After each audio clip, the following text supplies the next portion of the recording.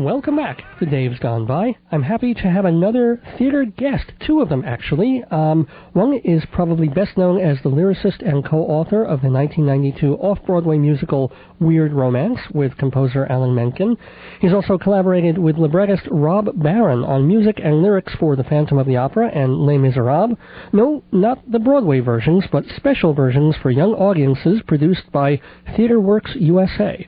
His latest project is called The Fabulist, a collaboration with librettist Stephen Witkin. By the way, I didn't mention that the first guy's name is David Spencer, but Stephen wrote the book for the off-Broadway musical Prom Queens Unchained, and for a Broadway show, which I actually saw, called Candles, Snow, and Mistletoe, which starred the three and only Sharon, Lois, and Bram. Now, currently, David Spencer and Stephen Witkin are having workshop readings of The Fabulist. That means the show's been written, the book is finished, all the songs are done, although they might revise the show a bit later, but at least they have a working draft. And there's some money and interest behind it, not people who are investing millions of dollars to put it on Broadway so quick, but industry putting in a little money, time, and effort to see if it's good.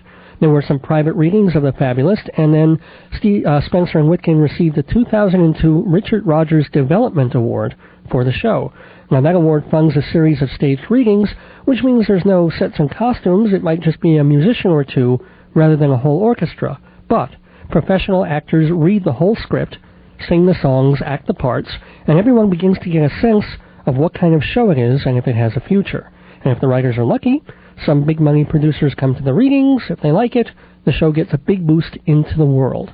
Because producers and artistic directors are the folks who can say, aha, I want to bring this to off-Broadway, or I want to try this out in a regional theater, and then maybe a Broadway house, or tour this around the country for a year, or publish it and make it available to high schools, whatever the scenario.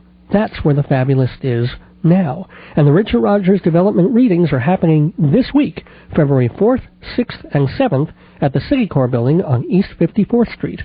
Rehearsals are happening as we speak, so thank you, David and Stephen, for taking a few minutes to join us by phone from the rehearsal hall. How's it going? It's going fine. It's going fine. Very excited. We have a terrific cast. We have... Now, this is who talking? This is... Spencer. David Spencer talking, okay. And we have The Fabulist is an epic fantasy fable about Aesop. And in the title role, we have Daniel Marcus, who's currently playing Officer Barrel in Urinetown. We have somebody I work with at TheaterWorks a lot named Elizabeth Cherry, who's playing the female lead. We have Joel Higgins. Playing King Nebuchadnezzar. So we have quite a cast. Rob Gallagher, who is one of the Broadway Javerts, playing a mercenary warrior who becomes Aesop's best friend. So it's a very, very exciting and eclectic group of people. Yeah, actually, I should have probably even mentioned what the show is basically about. You mentioned Aesop. Is it basically the story of his fables or of his life, or how does that all work out? Well, it's based on a novel by a fellow named John Vornholt, who is a science fiction and fantasy author, and the majority of John's canon is books based on franchises. He's done a lot of Star Trek novels and a couple of Babylon 5s and various others like that. But The Fabulist is one of the few that is totally original, and it is a sort of a retelling of the story of Aesop's life as an epic fantasy quest. And it's a wonderful book. It was a paperback original, and nobody knows much about Aesop. All they know are his fables, and that's why the book is so special.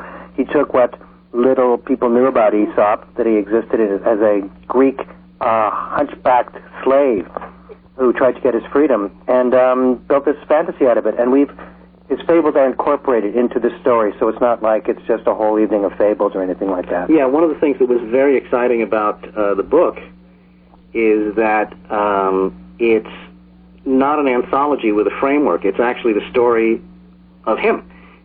Excuse me. And it's about how he uses his fables as currency to, seek his goal, which is to find his fate as a free man on the island of Delphi, which is a prophecy he receives earlier in the show. And it's a great theatrical challenge for us, too, because it's an epic journey in which he goes to Babylon and he goes into the underworld and to these various kings and on sailing ships. So there's a great theatrical adventure that engages our imagination, and it's quite a challenge on how to do it, too.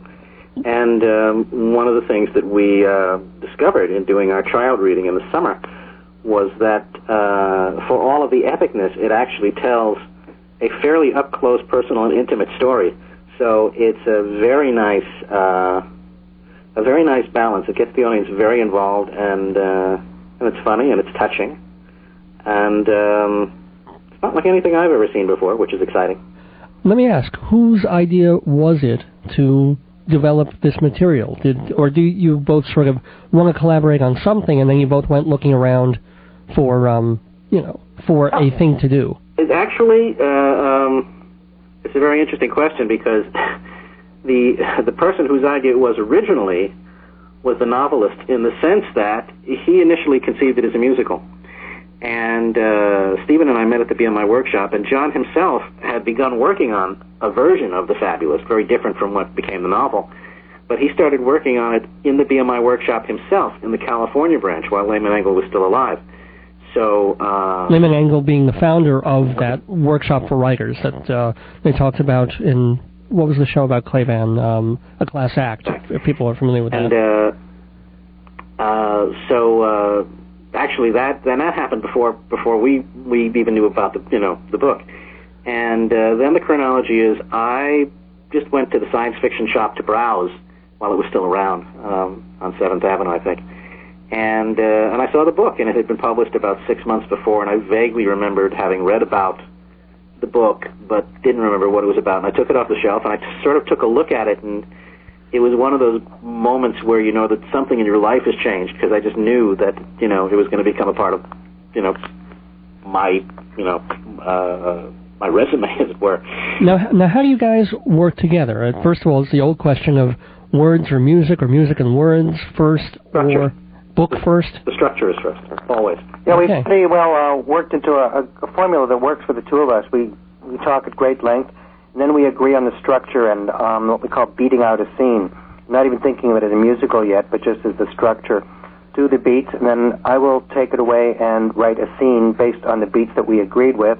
Then I hand David the scene, and he finds the song, or what to musicalize.